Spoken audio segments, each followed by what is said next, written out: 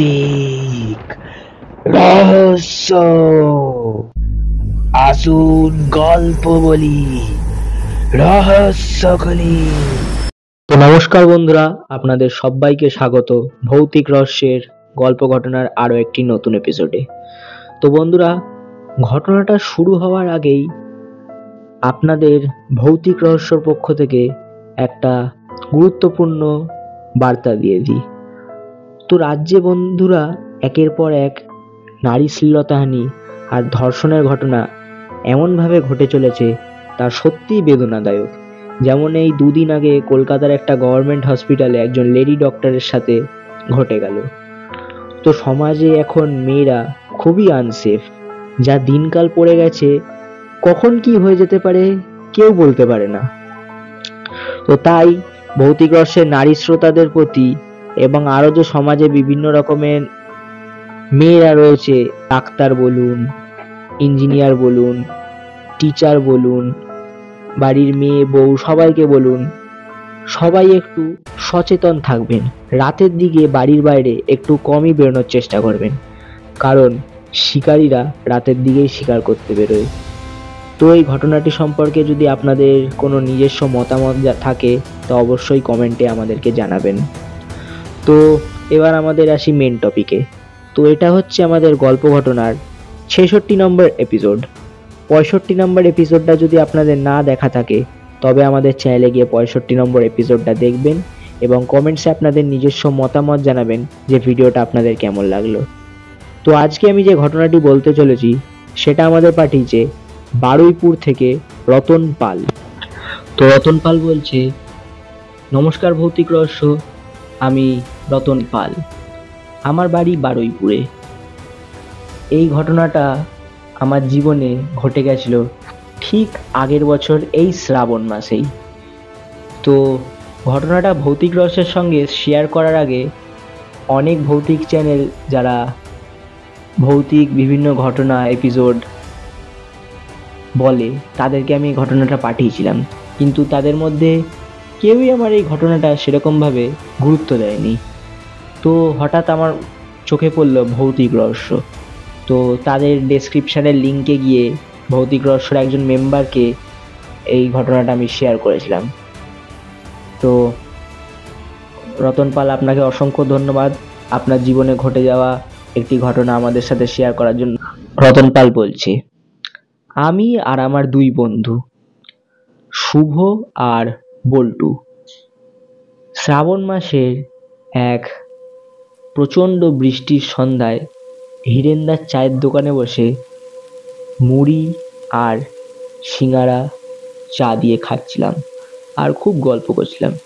হিরেন্দার চায়ের দোকানে বর্ষায় চা, মুড়ি, সিঙ্গারা না খেলে আর একটা লম্বা আড্ডা না দিলে আমাদের তিন বন্ধুর জমতো না। হঠাৎই হিরেন্দা এলো, আমাদের তিনজনকে বলল, এই তোমরা এবার দোকান ছাড়ো তো, তোমাদের জ্বালায় আমার দোকানে খদ্দের আসছে না, এবার দোকানটা ছাড়ো। তখন আমি হিরেন্দাকে বললাম, আরে হিরেন্দা রাগ করছো কেন, এই তো আর 1 ঘন্টা থাকবো তারপর চলে যাবো। না না বাপু, অত 1 ঘন্টা অত করা যাবে না, তোমাদের জ্বালায় কি আমি লস করবো নাকি, খদ্দের আসছে না দোকানে, যাও যাও এবার যাও। তখন আমি বললাম, আচ্ছা হিরেন্দা 10-15 মিনিট থাকি তারপর চলে যাবো। হিরেন্দা বলল, হ্যাঁ 10-15 মিনিট, তারপর যেন না দেখি। আচ্ছা আচ্ছা আচ্ছা।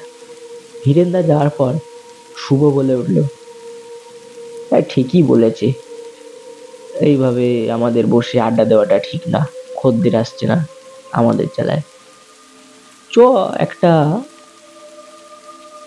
ক্লাব খুলি। তখন আমি বলে উঠলাম, ক্লাব? এখন ক্লাব কোথায় পাবো? আরে তোর পাশের ওই চাপাডাঙ্গা পাড়াটা আছে না, হ্যাঁ চাপাডাঙ্গা পাড়ার যে পোড়ো বাড়িটা আছে রে, হ্যাঁ হ্যাঁ হ্যাঁ হ্যাঁ, ওই পোড়ো বাড়িটায় চ আমাদের একটা ক্লাব খুলি। তখনই বল্টু বলে উঠলো, ওরে বাবা রে, চাপাডাঙ্গার ওই মাঝের পোড়ো বাড়িটা? না না বাবা, ওটা তো ভুতুরে বাড়ি। তখন আমরা দুজন হেসে উঠলাম, ভুতুরে বাড়ি? তোর এখনো ভূতের ভয় সেই ছোট্ট থেকে রয়েই গেল বল? হ্যাঁ সেটা না, জানিস তুই বাড়িটার সম্বন্ধে?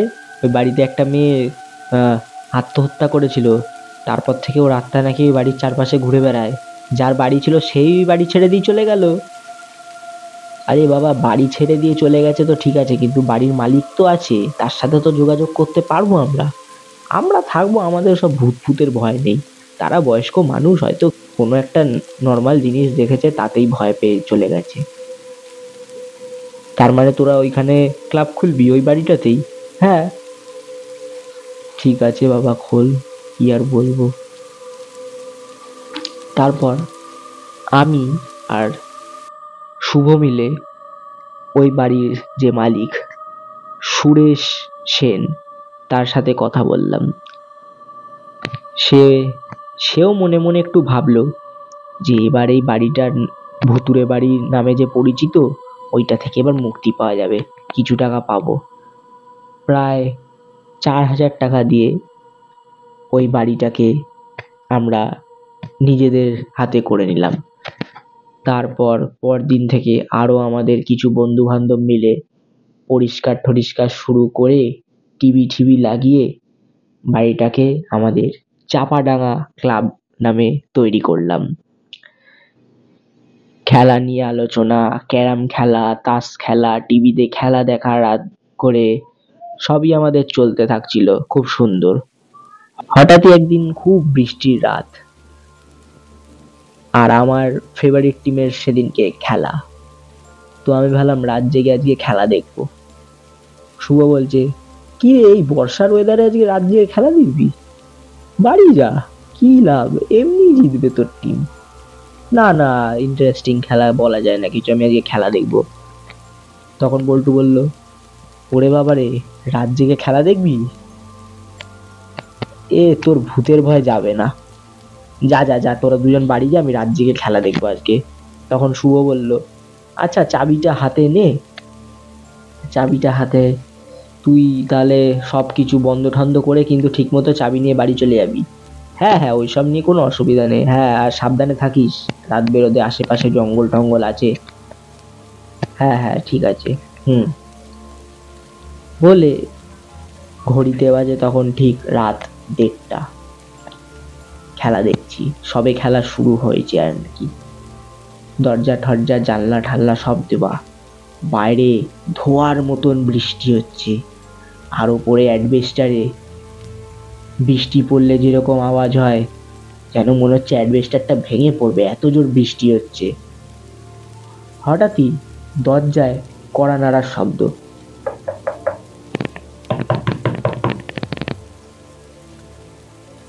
হঠাৎই ভালো, এত রাতে কি শুভ টুবু খেলা দেখতে এলো নাকি?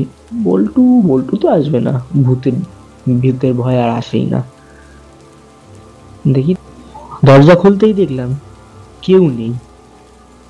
চাপ বাবা, আজব তো, এইমাত্র তো কে কড়া নাড়ছিল, কেউ নেই।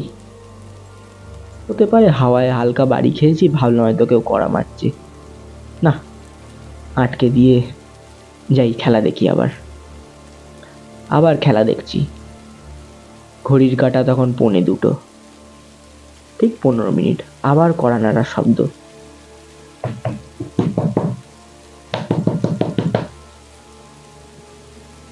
আবার কি, আবার হাওয়ায় হয়তো বাড়ি খাচ্ছে।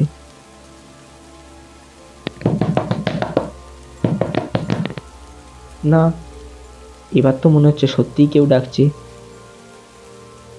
সাহস করে উঠলাম, উঠে বললাম, কে কে এত রাতে? গিয়ে দরজা খুললাম।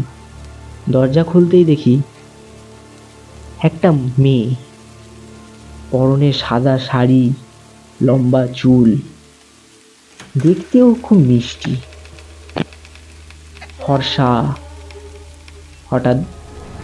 হঠাৎই সে আমাকে বলল, একটু ভেতরে আসতে পারি? আমি বললাম, না মানে এত রাতে একজন মেয়ে, হ্যাঁ মানে আমি পাশ দিয়েই যাচ্ছিলাম আর কি, বৃষ্টিতে না পুরো ভিজে গেছি, ছাতাও নেই কোনো, একটু ভেতরে আসবো? হ্যাঁ আপনি খেলা দেখুন, অসুবিধা নেই, আমি ওই পাশের ঘরটাতে থেকে যাই।